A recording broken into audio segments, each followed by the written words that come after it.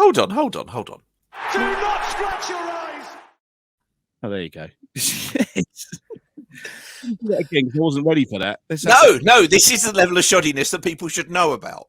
Okay. Right. If anybody from the Patreon group is watching, this is how shit this is at first, right? Are you ready? Do not scratch your eyes. Ooh la la. Hello and welcome to the Do Not Scratch Your Eyes podcast. My name is... I'm going to have to do it again. I wasn't expecting you to... Listen, this is why we don't go live. This is why we don't go live on YouTube. We're working on that, obviously. We're going to... I just love the fact that I did it again. We've done a trial run and I do it. And then Carl goes, oh, well, I think this is the moment for some ooh la la. I like that very much indeed. Here we go. Take 3 of this nonsense. Do not scratch your eyes. Hello and welcome to the Do Not Scratch Your Eyes podcast. This is going to be an opposition view when our guest turns up. In the meantime, I think we're going to fill a bit of time. Hello, how are we all? How are you, Carl? How are you, Peter? It's going to be one of them podcasts, isn't it? Oh, I think it's got a potential to be an absolute car crash, but we'll see. You know, when people say it started badly, this was already bad before we started it. We're way ahead of that curve. I'm liking this. So, yes, we're playing West Brom, not on Saturday, but on Monday evening at 8 o'clock. Ooh la la, as Carl would say. has been known to say. But we are awaiting the Albion show to turn up. Who knows? Will they? Won't they? Is there any jeopardy? It's us, so probably not. So what the hell? We're going to start off reviewing West Bromwich Albion without West Bromwich Albion. I think that's the very important thing to do. So the first thing we always do when we're talking to them, is talk about home and away. And there's something in here about home and away for them, but also home and away for us. So West Brom's home and away stats look very much like Burnley's in this case. That's wrong. Can I stop you?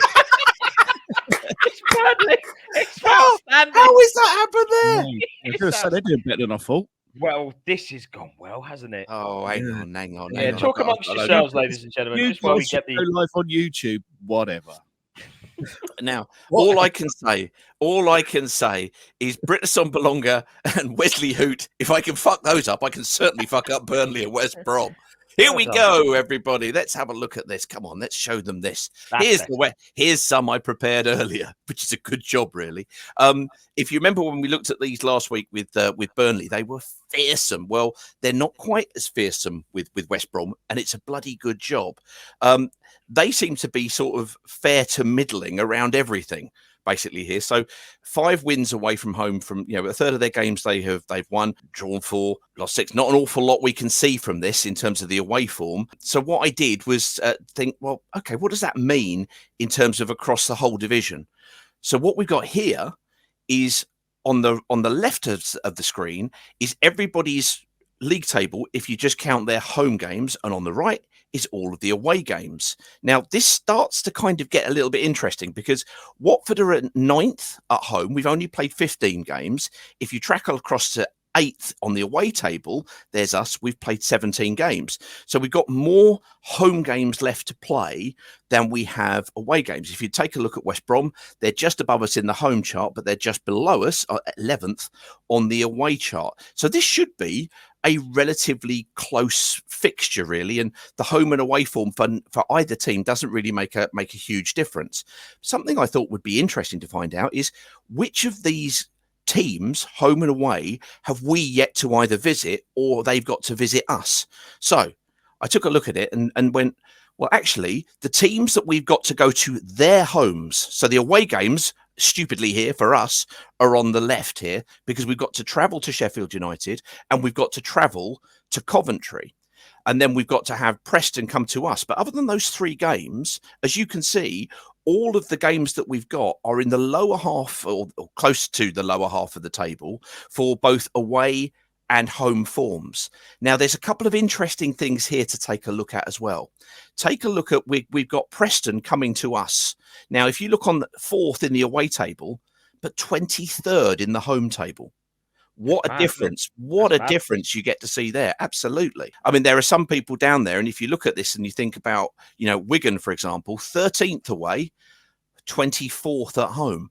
So, we might be looking at Wigan and thinking, right, well, they're just right down there. But actually, they've got something bit about them when they travel away from home. We've got to kind of take a look at this and think about what it's gonna mean. But we haven't got many teams in the top 10 left to play if you divide it up home and away and then put it relative to the game that we've got. Does that make sense? Yeah, It does, yeah. It also shows that you've got way too much fucking time on your hands. I do like it. The time on my hands question was never debated. Far too much time. Look at our rivals there. They're third in the away section, even though we beat them when they went away. 13th at home. So that should give us a little bit of confidence when we travel up there in April, shouldn't it? Absolutely, it should do. And they draw an enormous amount of home games. So, if you're listening on the audio, Luton have played 15 home games. They've won 5, but they've drawn 7. And of course, they've lost 3. So whilst they've got kind of a mix and match, it's not terrorizing everybody at home. They're far better away from home. And you can understand that every time you see Kenilworth Road, because it's a shithole. In terms of that, what I then was going to go through with the Albion show was what their season has been like. So again, with far too much time on my hands, I put together, let's have a look and see where they've been in the table, because we now know that they're right up there. See if you can guess when Steve Bruce left. My guess would be around match number 20. Ooh, there you go. The shaded area is Carlos Corberan. And of course, he needed a game in order to be there, in order to get them off the bottom of the table. So he has done really pretty well for West Brom, and he's got them a bit more galvanised than certainly than they were under Steve Bruce. Actually, that may be unfair. They may have been fairly galvanised against him. They have come up, but the last few games that they've had, as you can see there, because we've got the match numbers going from left to right there, is they got up to 6th and they dropped down, and they've been up and they've dropped down, is the fact that they've had their last few games. I mean, normally I go with 5 games, but they've had a postponement in there. But they had a great big winning state from about game 18 up to 27. And that's what saw them shoot up that league position. But then they have lost to Burnley. And let's face it, who hasn't lost to Burnley? Oh, yes, us. Never mind.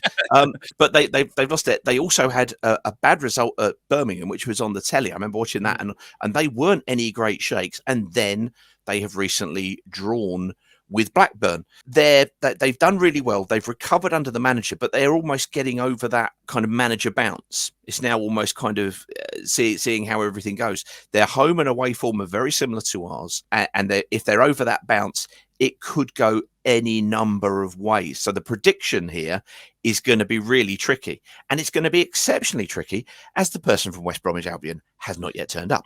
So we shall see. Yeah, I think it's worth saying as well. There, you just mentioned that game, that Birmingham City game, which was on the telly.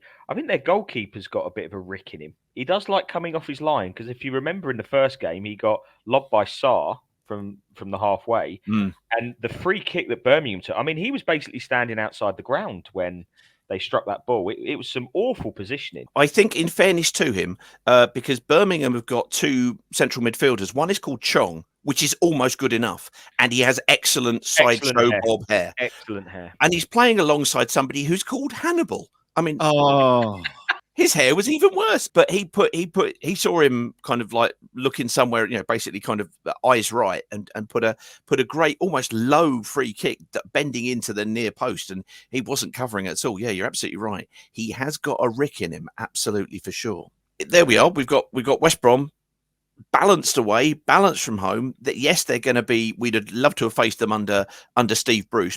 So it's going to be very hard push to decide who's good, or kind of what the score's going to be come Monday night. It's got a draw written all over it. That's where I'm going with my prediction. Yeah. There's a shock. You must be warming that up. It's ready to go, mate. It's in the oven. Anyway, yes. Whilst we're waiting for our friend to arrive, we're gonna do our bit where we take a look at a former match. Now, last time we managed to get it to within 50 years to the day, and this year we're not. Mainly because this game we're going to look at is There's from a picture. Hey? Yeah. What sort of picture was that to have at the front of your program? What's going on here? Well, this was Albion News with I think we can all agree an excellent graphic with check it out on. This game actually came after, and I can tell you for why. This was our first season in the top flight. I had a season ticket. I missed one game that season, and it was the game before this against Luton Town at home, and we dicked them 5-2. Excellent. Who knows? That may be the game we may feature before the Luton game. Who knows? And the reason I couldn't make it, my grandparents lived near Dunstable, right? Which is near Luton. Yeah. And I wanted to get home, and my granddad, would he give me a lift home? Would he bollocks?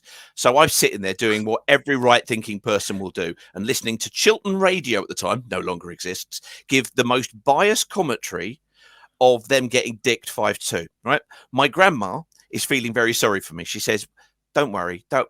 She finally realised how much going to the football meant to me. Don't worry.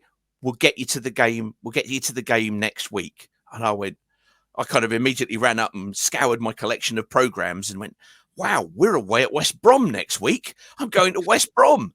This highlight should have been my first away game. No, I got taken to Luton versus fucking Norwich. Oh, Yes. that explains a lot, actually. Yeah. Why I'm very bitter towards my grand. All I'm saying is Luton 0, Norwich 1. Mark Barham, well done. It's a great. I was the only person in whatever end it was, the shit end. I know it was that much. Who was there? But in the meantime, let's go across and have a look at this game because it was quite something. But it's in colour. Are we going to know any of these players? I wonder. Well, you will do because they're on the left. Bolton able to clear. Hitting the front Oh, very yes. quickly, and Barnes with a chance there with the goalkeeper right out of his area. Calvert then who whacked it away for a throw in. But Albion almost caught then by the speed of Watford's break. That's John Barnes playing down the centre. Because he wonder. didn't always play. He didn't always play on the left. You have Jan Lohman, who was an excellent player, instead playing on the left, and he came in and partnered with Luther up front. Was that Steve Sherwood in goal? I didn't see the Steve Sherwood in goal. Yeah, Gary Owen, England player. He was a great Christ, he player. had super glue on his gloves there. Solvite, probably. Oh no, that was a couple of years later. Yeah, there's one for the young'uns. Was that Luther missing that header? That was. Oh, Barnsley. Round he goes. Yeah. Right. Superb finish. I love the old pitches. The fact that they are basically like ploughed fields. Yeah. Second half. So it's 1-0 at half time. But if you've ever heard of John Barnes, you'll know what a good player he is. If you've ever heard of Nigel Callaghan or Cally, you probably know why he was a good player. But this will really, really show you why he could cross a ball like anything. But boy, could he finish. See ya. Look at that. And He's slowed down a little bit now. This is 40 years ago. Unless he's running to the bar. That is. But... That is pretty impressive. What we would do with a player like that now, that'd be fantastic. Amazing, isn't it?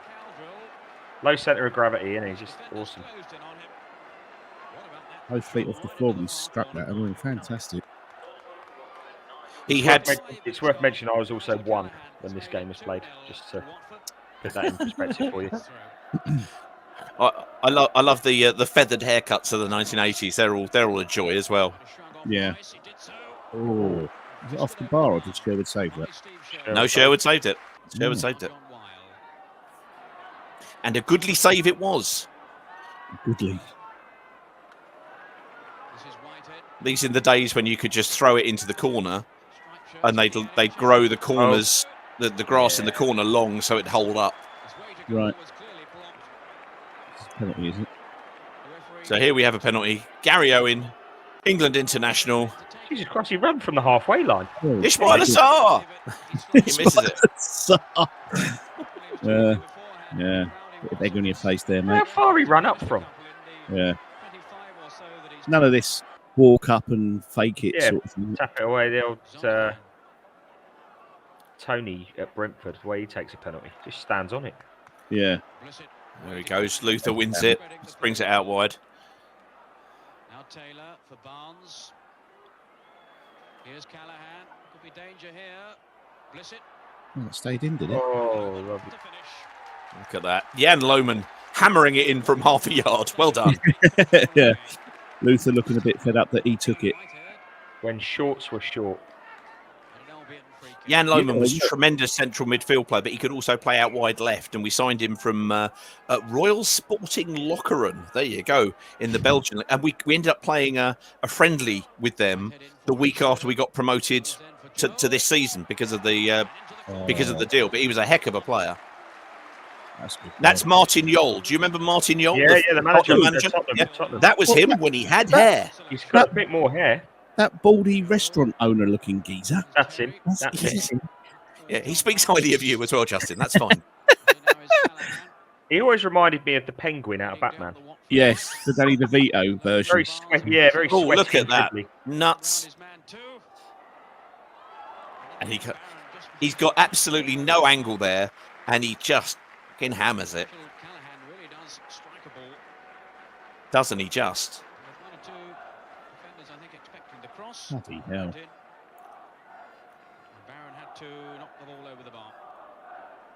Look at that. Look at that perm. That's the 80s for you, people. Proper perm, isn't it? That's a quality perm. Johnny Look at that. Barnes. Good Oh. grief. What was the attendance of this? 3,602. This was the last recorded sunny day in the Black Country. And in fairness, Luther did also go on to have some appearances for West Brom on loan, didn't he? It was one of the league teams that he played for, yeah. I had no idea. Later on in his career, absolutely. There Oh. you go. There's me. Why am I there? This is better. What's Look this at show? this. That's not Who's good. that young? Who's that What's young? Russell handsome, Callahan wearing Why lipstick? is that in his- person? What's Peter Kay doing on here? What the hell's happened here? There we go. Well, there we go. We won 3-1, and then a really fuck ugly bloke turned up. So what can you do? Let's go to what we would normally do is we would get, the person from the other podcast, for example, Natalie from Burnley was great. And we'll say, this is your star man. And she'll turn around and go, bollocks, is it? It's somebody else. But they're not here to say bollocks. So I'm going to say, and we can just reminisce about what we think about this player. Because until this season, he was at Millwall and he's got plenty of assists, relative to the season that they've had.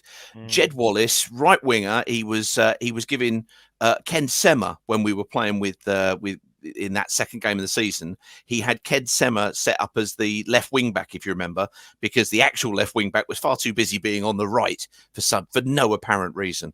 But he's got a decent number of assists, and he's the second top goal scorer is Jed Wallace, and quite a useful kind of danger man and a dangerous play. So he's your star player, Baggies fans. And if you don't agree, you can blame the Albion show for not fucking turning up before we decided that he was. He's one of those players, though, Joe. He just feels to me like he's been around forever in the Championship. It just seems like he's just been forever and ever. He's Millwall, you said. Actually, I think he's a good player. So I think he's the kind of player that if you got shot of Ismail Assar, if you sold him for 20 million and you went and signed him for 1 or 2 or 3 or 4 million, you'd go, yeah, fair enough, because we know exactly what you can do. We know you'll bring some assists. We know you'll bring in some goals. We know you're up to it physically.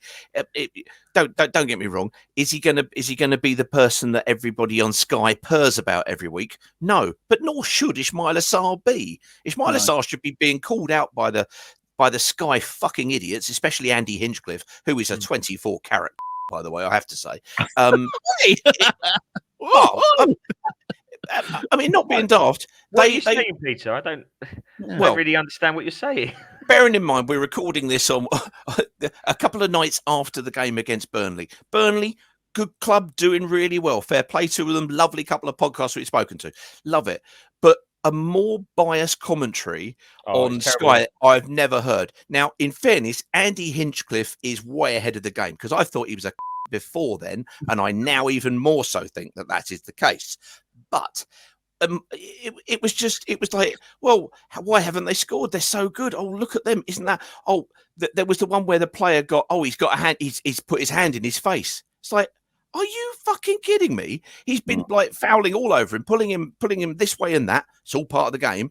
And he spun him round, and his kind of neck kind of came like that.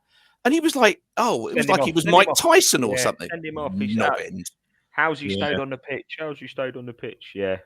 I think that, but to be fair, I think the game plan of Burnley was just trying to get Wesley Hoot sent off, wasn't it? That seemed to be what was going on there. It was just keep winding him up, keep niggling him, keep knocking him down, and they ain't changed, did they? Different managers, same old Burnley tactics. That big shit house they've got up top, Barnes, haven't they? So, well, and of course he had Wesley Hoot at Anderlecht, so he must know. It might be something for us to know that actually, if he thought that was a good plan, Vincent Kompany, that we might have a hair trigger at our left side centre back. So hopefully he'll be able to take that kind of lesson that he learned there, which was absolutely keep you cool, but don't take any shit, and hand it back to them, which would be nice. We need a player like that. Hopefully so. Well, him and Porteous look immense, next to each other. Oh yeah, I mean, have we had a centre half pairing like that for a while? No. Thank God we've upgraded to them. I think this is a great bit of business, those two. I think they look excellent. I think also because we've been crying out for defenders for so long, now we've actually got two defenders that can defend and look the part. Because I don't remember really talking about defenders that we've signed this much, and being this sort of pro. Yeah, so impressed with them. Absolutely. Yeah, so impressed. Exactly. So yeah, no, it's good. It's a solid start, but there's lots of holes in our squad still, as we know. There are still. I've always said that you want to have players who, first of all, do their job, and your job as a defender is, first of all, just defend. First of all, if you do that and you win that battle, then you can go dribbling out with the ball and doing all sorts of stuff when we're 3-0 up and you've defended and you've still got a clean sheet. We've had too many players who think their job is something other than the main core of their role in the team on occasions. We've had Keenan Davis played, in the hole and coming back deeper than midfield players. No, get up there and hold the ball up. That's what we really need you to do. I mean, in fairness, that wasn't where he's been played against Reading inexplicably, but fine. We've had wing backs or fullbacks who thought that they, left backs who thought they were wingers. And no, I'll just leave that vacated. I think we've now got two players at the back there who, if the fullbacks are bombing on, they'll go, "Oi, no, come here," and they'll first of all think about the solidity of the team, and that is no bad thing, thing whatsoever. I agree. We're going to move on to the next thing. Then the next thing that I prepare for this nonsense is we're going to have a look at the Watford and WBA 1, 2, 3. We're going to give you three players, and I'm going to want both of you to decide here for Watford. Normally, we'd find out which one was important for them. From the following three players, put them in order of how their Watford legacy will stand. So we're starting off with Ben Foster. This is easy. Ben Foster. That's not easy. We're then moving on. We're then moving on to Paul Robinson, who had a great early career at Watford, including obviously the '99 playoff final, and then went on and had a great run at West Brom. And the last one we have is Matty Vydra. Vydra, who had two loan spells at Watford, the first of which he won the Championship Player of the Season and scored lots and lots of goals, and the second one he scored lots and lots of goals and got us promoted. So I'm going to start with, who is your number one? So from the three, you said it was easy, Carlos. You clearly decided already. Who has the greatest Watford legacy? Easy for me, Paul Robinson. Paul Robinson. And why would you say it was Paul Robinson? What do you think his legacy is? When we talk about commitment, everything that we're lacking at the moment, getting stuck in, understanding the ethos of a club, our club, and what it means to play for the club. In my opinion, there are very few that understand it. Gibbo, who we talk to regularly, still the same, and I put Paul Robinson alongside him. And we've been lucky enough to speak to him, and he supports Watford. When you talk to him, he's one of us, and I think because of that, for me, he'll always be a legend at the club. Good shout. Justin, are you going to argue with number one? Are you going to go for somebody else? You could go for Ben Foster. You could go for high-scoring Matty Vydra. Nope, I'm going to go with Paul Robinson as well. Local lad. Everything that Cole said, really. His heart is in Watford. If you listen back to our chat with him, the move to West Brom was a massive surprise for him. He didn't see that coming at all, and I don't think he was particularly pleased at the time that was going to happen. Definitely a heart on the sleeve player, someone we could desperately do with now, really. I still think he'd probably do a really good job at left back. We could go, Kamara, off you pop, Robbo. So, yeah, no, Robbo, number one for me, definitely. He's his legacy is assured as number one, I think.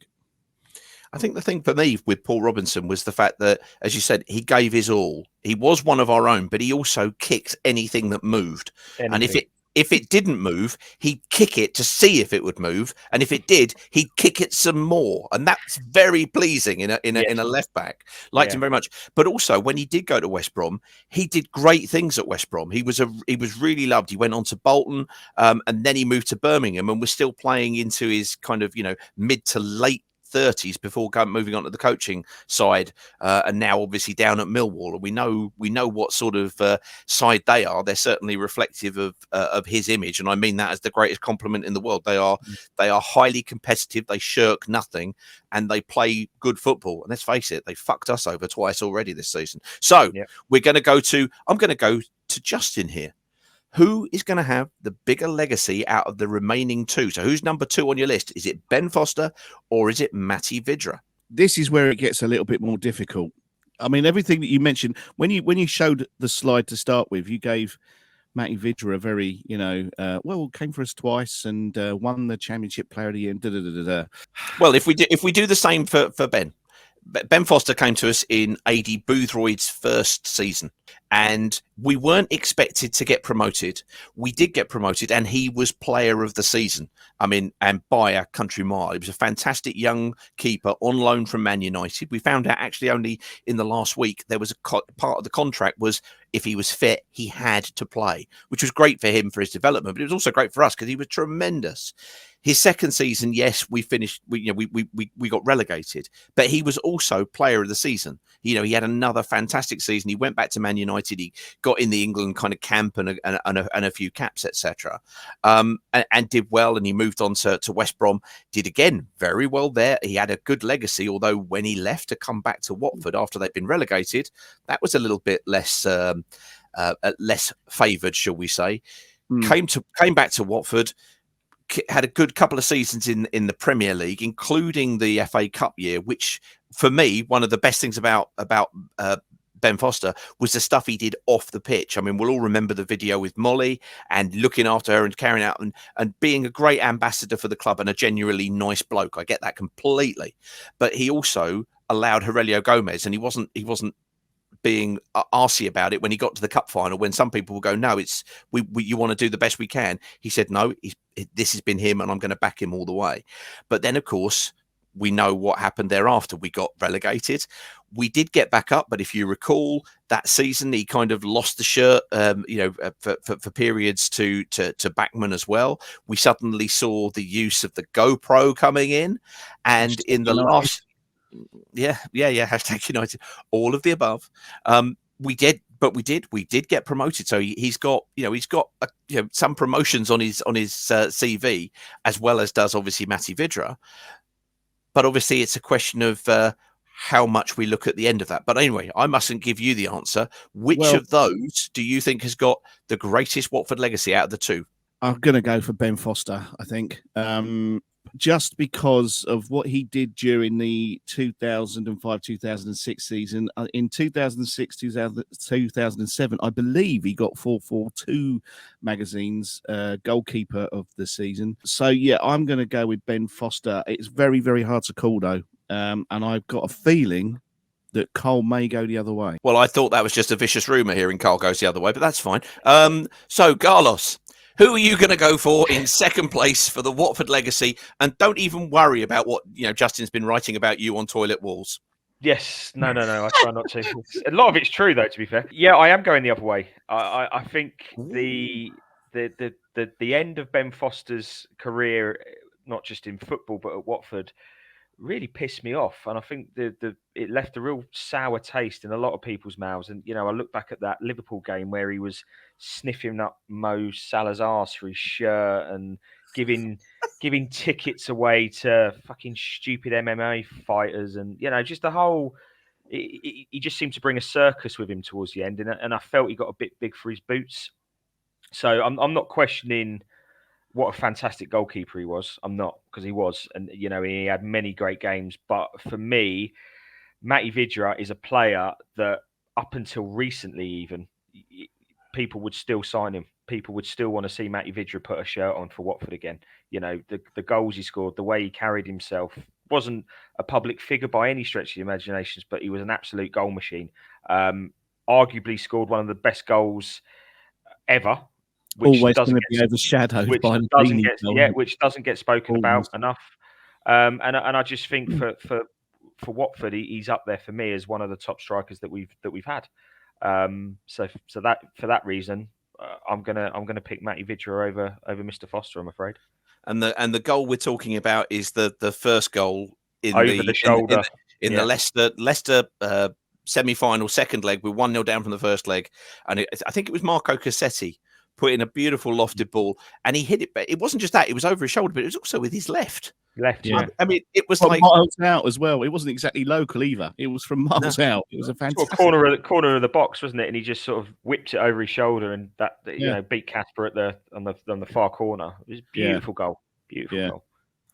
Now, the interesting question is, how many goals did Matty Vydra score once we'd finally signed him permanently? Yeah, it wasn't as many as when he was on loan, was it? It wasn't many. I'll tell you how many it was. It was absolutely fuck all. It was none. He scored in his first, obviously, which was a loan from Udinese. He'd had 2 appearances for Udinese. Then he came to us guys, and we were like, "Oh, crikey, what have we got here?" And then after 90 minutes at Crystal Palace, it was like, he can hit a few. Yeah.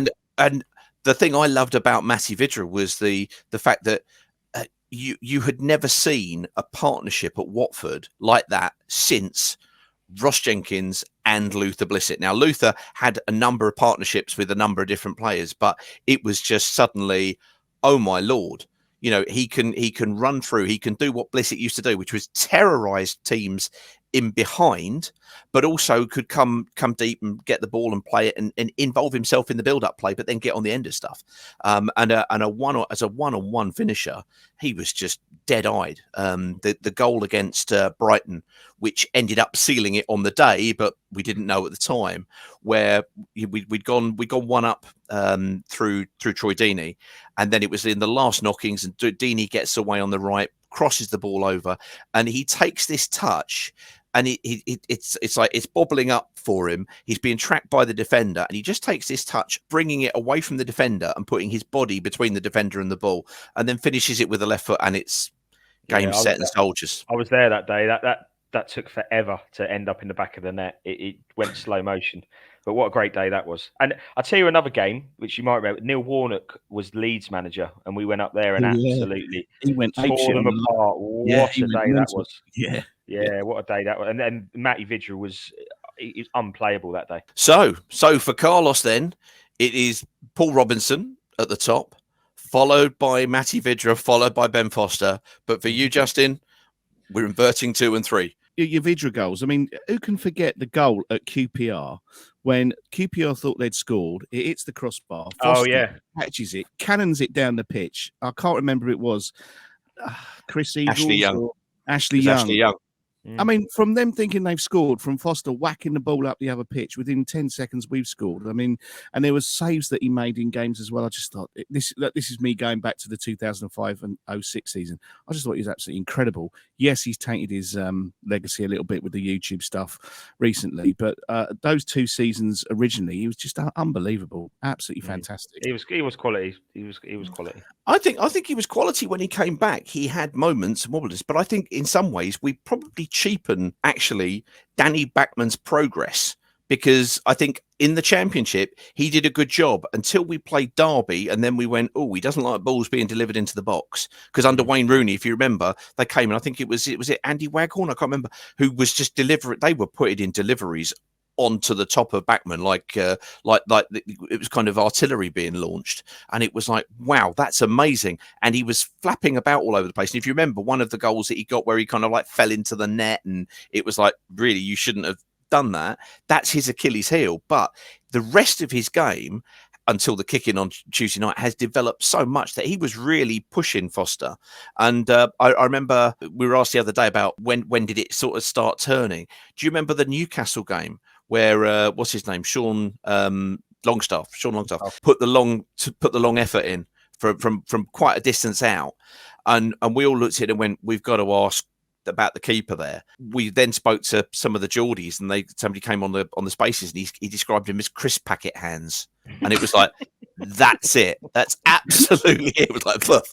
And it went through.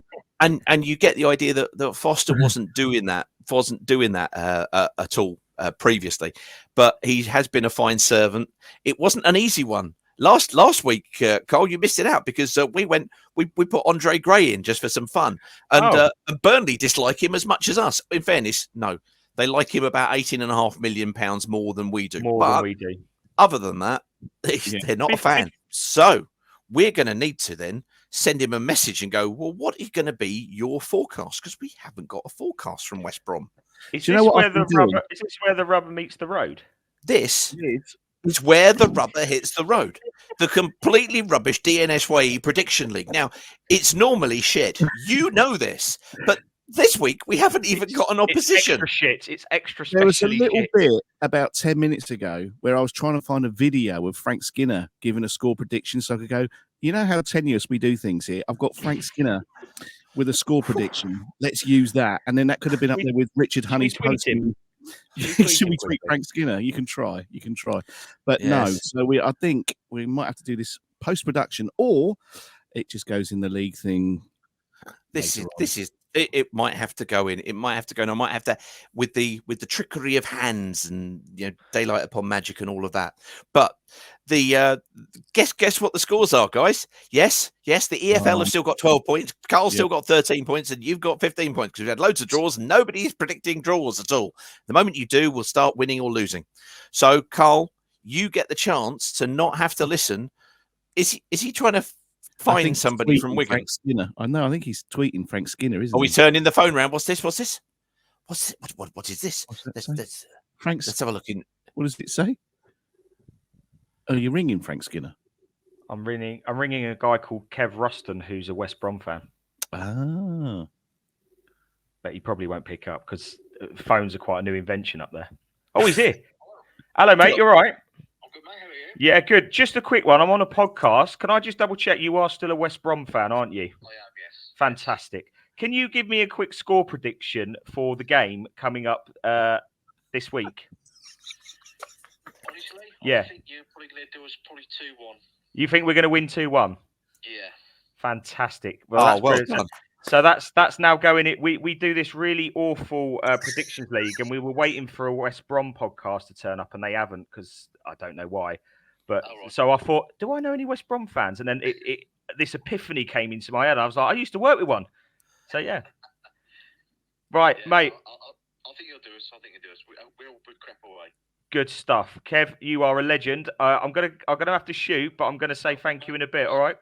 No problem, mate. God bless you, mate. Love you. Cheers, mate. Bye. Oh, there we go, everybody. Carl's mate Kev. Brilliant. This is how you do it. This is how you do it, eh? Resourceful, that's us.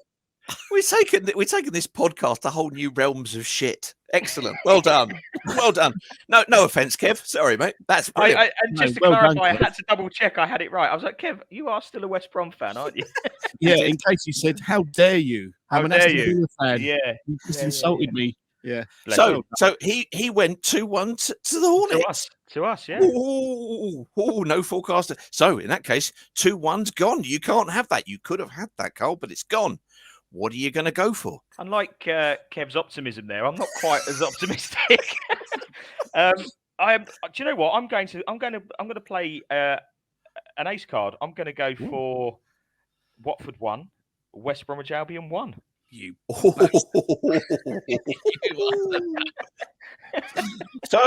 So Blackburn 1, Watford 1, Burnley 1, Watford 1. Justin, what would you like to have said? I wonder. No idea at all. I would very much have liked to have gone for 1-1, as I alluded to earlier. Exactly. It's complete Um, shithousery, and I apologise. No, well done.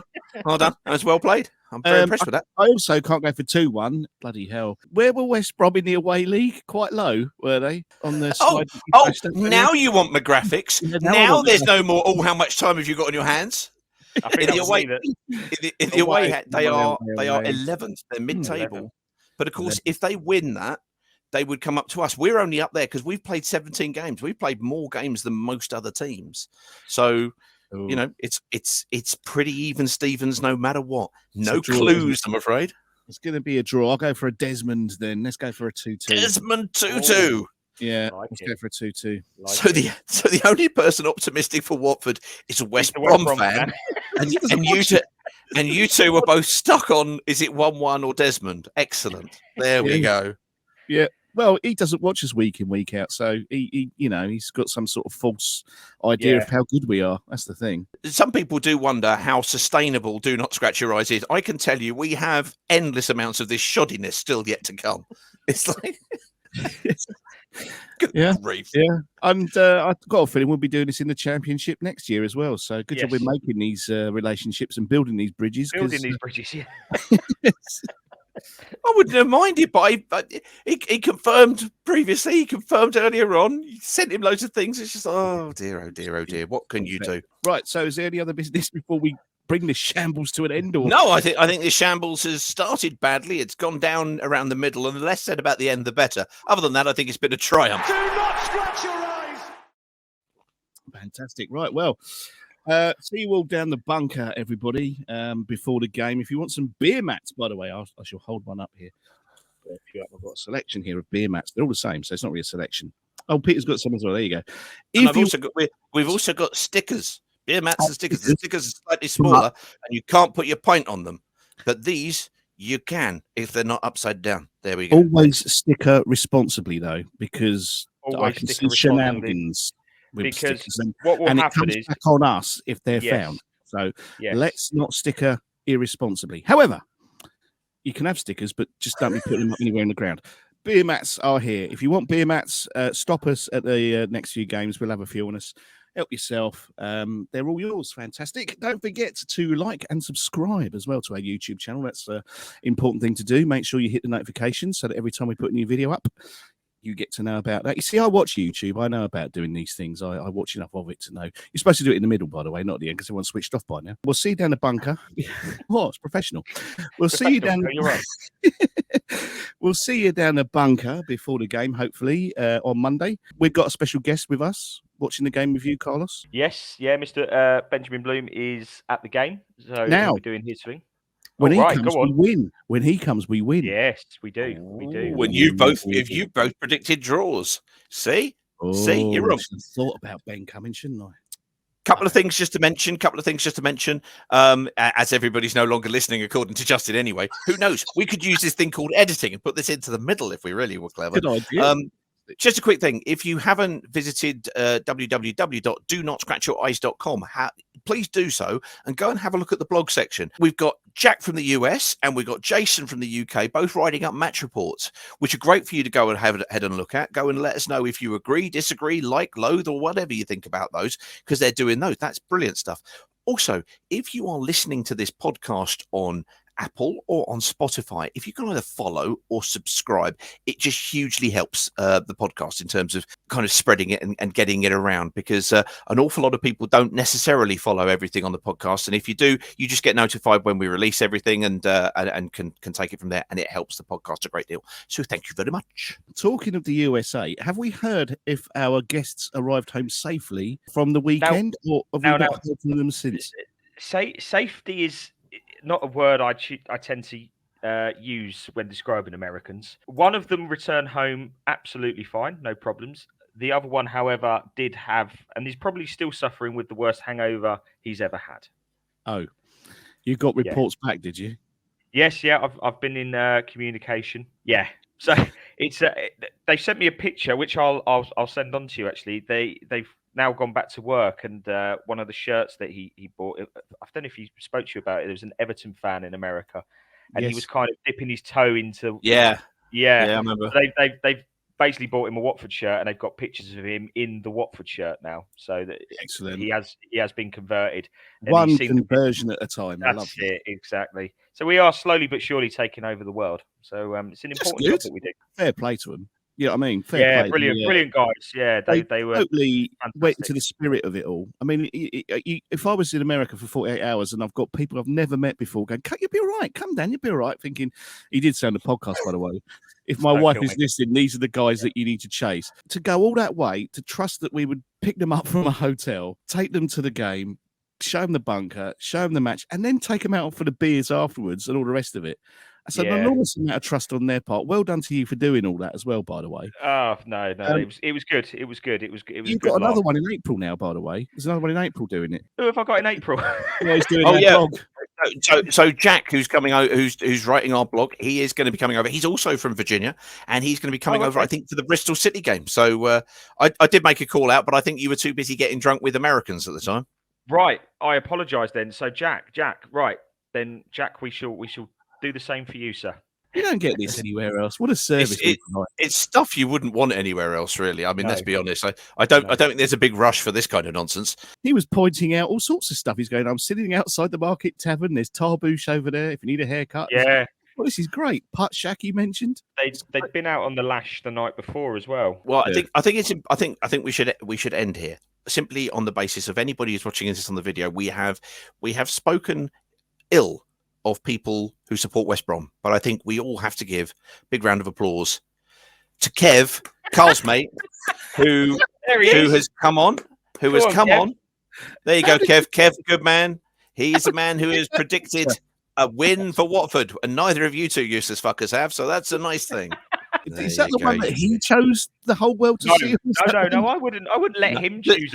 I quickly hacked into his Facebook account and picked this one. Because I thought it represented him the most. No, he's gonna be going up on the list along with Richard Honey's postman and Carl's sister-in-law. It's going to be Carl's friend Kev. We might even put a picture up, especially on the Prediction League page on the website. Yes, we've got a website page for this shit. Who knew? Is it one of the more visited pages? I wonder. I'd like to see the Google Analytics of this. If you go there, you will be able to see this picture. He's going to be angry, actually, because I'm probably going to send him. Angry there. He looks very angry. Who's going to be angry? What, this guy? Yeah, Kev. Yeah. Okay. Yeah. He's never going to speak to you again. You see, if you watch it on video, this is the kind of shit you get. You should be like everybody else and listen to I listened to it on the audio. It almost sounded like some of them knew what was going on. No. Fantastic. Right, let's leave it there. Leaving on Kev is a positive place to leave. Yeah, I think you're right. Okay, thanks. Let's leave it on be so cross. Can we keep this for future podcasts, please? There you go. If you see this man at the game, he predicts a Watford score. That face, actually, you could use it for so many things. I have a bit of a question. It's just like it has so many uses. That face. Yeah. Yeah. Look, it's brilliant. Can I point out that this is what we do to one of Carl's friends who's very kindly got us out of the shit, right? And now we're sitting there going, and now a picture of Kev in the throes of sexual ecstasy.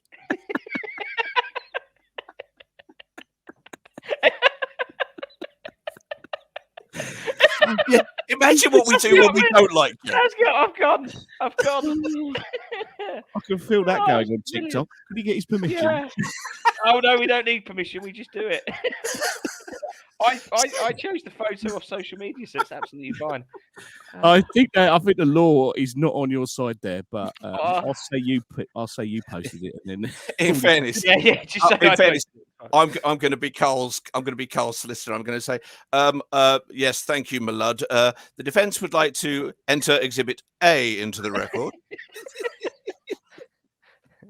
In fact, no, hang on. Let's take this one step further. You've done the brilliant thing there. That's got to go on Twitter, and that's got to be a caption. There's got to be a competition out of this. If we rewind about 15 to 20 minutes, and you going, I'm going to ring you back to say thank you. That's not now. That's gone downhill, isn't it? I'm not going to now. You've gone from that to I'm not going to ask for permission. I'll just ask for forgiveness after. I'm going to apologise profusely. This reminds me of the time when Colin fell over in the train station. He said to me, do not post that on social media. 4 million views later. I'm very sorry, Colin. It just slipped onto the internet. I couldn't help it. Oh well, there we go. Right, Let's go we on that. do need to do something to end the audio. So We do, don't we? Yeah. Okay. after you, Justin, you professional person, you. I'll try. Thank you very much for listening to this podcast. Thank you, Peter. I'm about to turn my camera off. I'm going to turn my screen off. Who's going to hate that? I mean, somebody put that on his. That was so easy. That was so easy. No, stop it. I can't focus. Stop it now. You can't focus. Oh, God. I'm now not looking at the screen. Take two. Thank you very much for listening to this podcast. We'll see you down the bunker on Monday. You ons.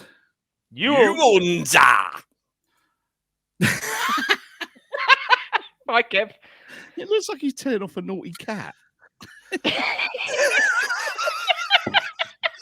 If you were a cat, no, I'm so sorry.